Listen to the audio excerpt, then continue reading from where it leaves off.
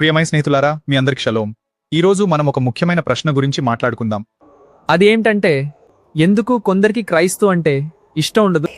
ఈ ప్రశ్న చాలా మంది మనసులో ఉంటుంది. కానీ ఈ విషయం గురించి మనం సత్యం, ప్రేమ, జ్ఞానంతో ఆలోచించాలి. బైబిల్ ఏమి చెప్తుంది అంటే, మొదటిగా ఒక విషయం గుర్తుంచుకోవాలి. యేసుక్రీస్తు స్వయంగా చెప్పాడు, ప్రపంచం నన్ను ద్వేషించింది, అందుకే మిమ్మల్ని కూడా ద్వేషించవచ్చు.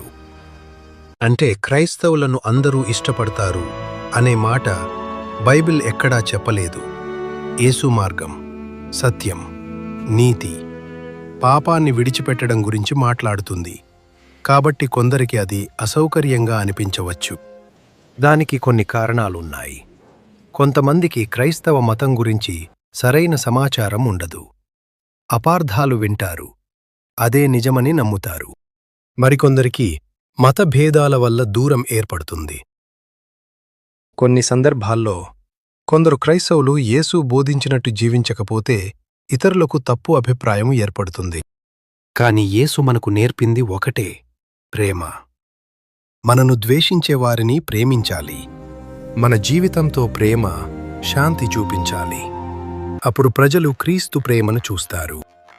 ప్రేమ ఉన్న చోట ద్వేషం నిలవదు. ప్రభువా, ప్రేమతో జీవించే హృదయాన్ని మాకు ఇవ్వుము. యేసు నామంలో ప్రార్థిస్తున్నాము, ఆమేన్.